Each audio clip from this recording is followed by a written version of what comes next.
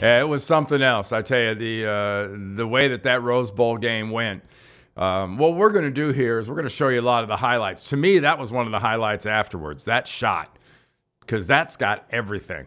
There are 106,000 crazy Oklahoma and Georgia fans. You can't tell the difference between the two because they're both in red.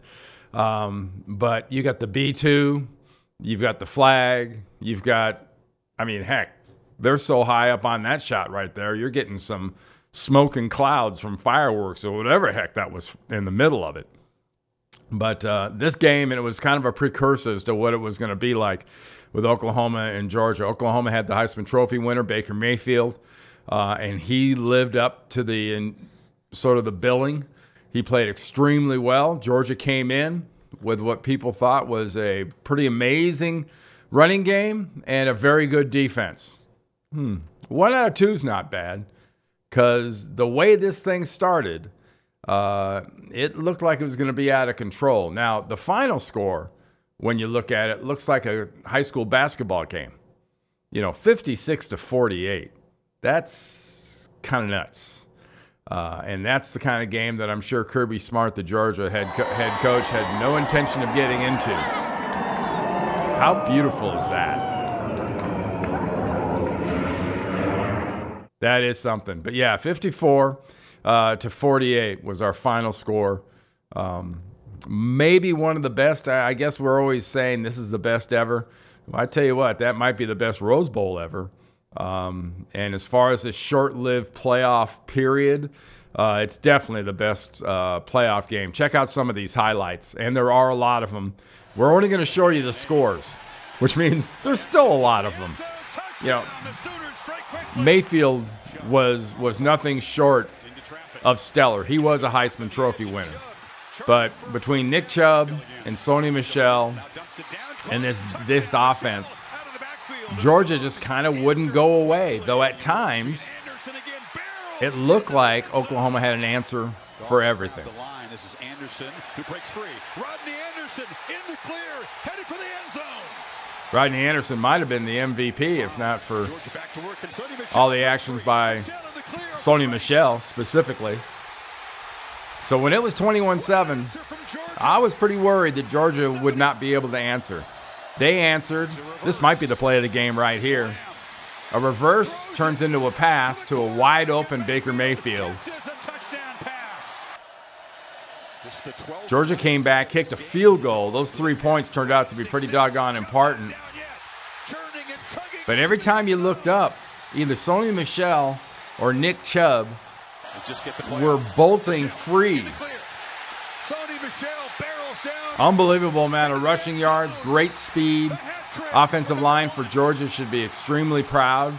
They had a fantastic year so far, and they'll have their biggest challenge coming up here when Georgia faces Alabama in the national championship game next Monday night on the 8th. It's kind of funny how long it takes to do these highlights, isn't it? Because, like I said before, now this is just the scores. These are just the touchdowns and the field goals. And, at 38 all, you got to figure, next score might win. And then this happens. At that point, with about, 6:50 something to go, I thought Georgia was toast. But they drive back down, line up in that wild dog formation. Chubb scores, and suddenly it's 45 all. Then we're going into overtime. First overtime in Rose Bowl history. Guy I think will be a potential MVP of the national championship game, Rodrigo Blankenship, kicks a field goal. Oklahoma kicks a field goal. Everything looks normal. They're going to trade. They're going to go back and forth. Oklahoma gets the ball, second in the second overtime. They drive down. They can't score a touchdown. Lorenzo Carter comes up and seems to hang in the air for about 5 seconds, and he blocks that field goal. So now all Georgia needs is a field goal. Well, if they're going to give you this, why kick a field goal? And Georgia wins on that great run. And that's going to set up a pretty special matchup now between Georgia and Alabama. And that's a matchup, and that's a rivalry. Well, I can't really call it a rivalry because Alabama usually wins the games. In fact, Nick Saban is 11-0 going against former coaches that have been on his staff. Former coordinators gone on to be head coaches. But congratulations to Kirby Smart and the Dogs. You're going to need some luck because Saban and them look like they're back to their old selves. And that kind of leads into the next game, which was the Sugar Bowl. And as unbelievable as that Rose Bowl was, as crazy as that Rose Bowl was, we couldn't get two of them. And, man, we didn't. Because it won't take long to roll through these highlights because they're basically, what, a turnover by Alabama and a lots of scores. Jalen Hurts, really nice job by him. Came into the game only completing about 40% of his passes outside the pocket. And he did it. And he did it in pretty classic form. The Clemson offense just was not able to answer the challenge of this defense by Alabama. I guess if you're looking at it objectively, maybe this just told you how great Deshaun Watson was by managing to almost single-handedly at times keep Clemson in those games against Alabama the last 2 years. Because they just did not have an answer. And every ball that bounced like that, it bounced into the arms of the Crimson Tide player.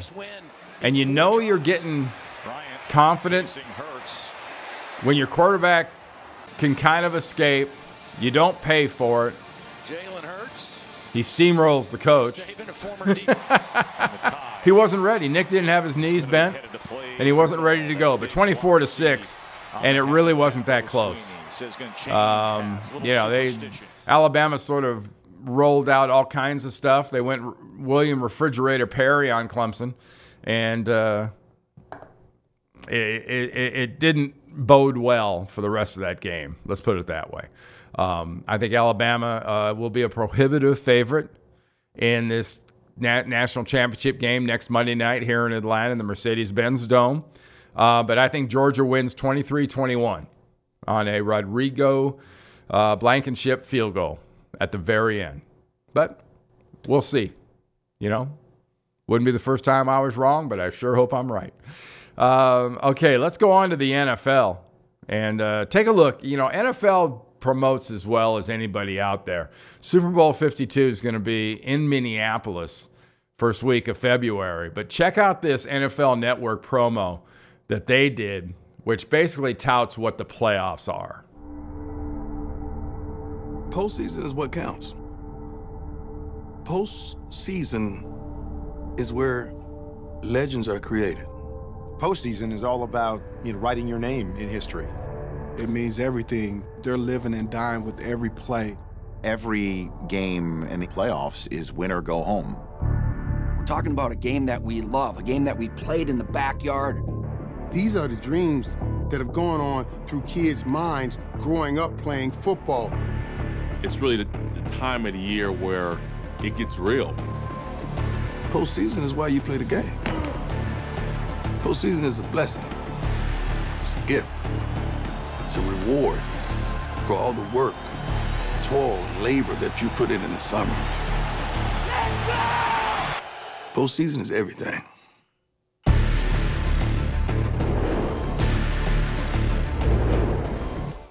It is. I got to agree 100% with primetime. Deion Sanders. It's the real season. There's the preseason, there's the regular season, and there's the real season. And here are all the contenders on the outside there. And they're going to be playing. The Falcons here locally will be going to the Los Angeles Rams. Saints in Carolina, Buffalo and Jacksonville. And they'll slowly just kind of win and head in towards the middle to get to Minneapolis. Vikings have a great chance of playing a home Super Bowl. And contrary to what people will keep telling you, that's actually been done before. January of 1985, the 49ers played the Miami Dolphins about 10 minutes from their practice facility in the Bay Area. Actually, it's Palo Alto instead of Candlestick Park. But I don't know. That sounds like a home game to me. But you won't hear much about that. But that's okay. That's okay. And we won that game, by the way. Let's move on and take a look at a play that happened. You know, there were a lot of good games in Week 17. A lot of meaningless games in Week 17. But one play happened. And I'm going to preface this before we roll the video in saying the NFL does a lot of things well. Head injuries are one of the things they don't do well. Blake Countess, the safety from the Los Angeles Rams, hit Marquise Goodwin, the wide receiver. And if this was college, he'd have been ejected from the game for targeting. If it was in the second half, he'd have missed the first half of the playoff game this week against Atlanta. The point I'm just trying to make, and just keep this in mind when you look at this, these are the kind of plays that have to be removed from football. Okay? I know there's a lot of people out there that want to go, oh, put flags on them, put dresses on them. No, let's be realistic. CTE is real. Concussions are real. Brain injuries are real. And what does a brain injury potentially look like live and in living color? Check this out. Garoppolo 12 of 19 in this half. Oh my goodness! Goodwin just got unloaded upon by Blake Countess. And then the flags flew from every angle. A lot of times when you're a watch his arms and legs after he's hit. Safety just waiting for you this portion of the field. That's an involuntary action. Countess tried to get. That's his brain still reacting. Change his level in which the way he went to hit Marquise Goodwin. Defensive players have to be taught to change their assault angle, if you will. They've got to be changed just to back off. Now, I blame Jimmy Garoppolo too, because quarterbacks have to learn not to put their guys in those kind of positions. So if you don't put the ball there, he doesn't take that hit. And is that just part of his job? No, there isn't a job in the world that you get paid for like that's worth brain injury. None. Zero. End of report. Get me? Hopefully you do.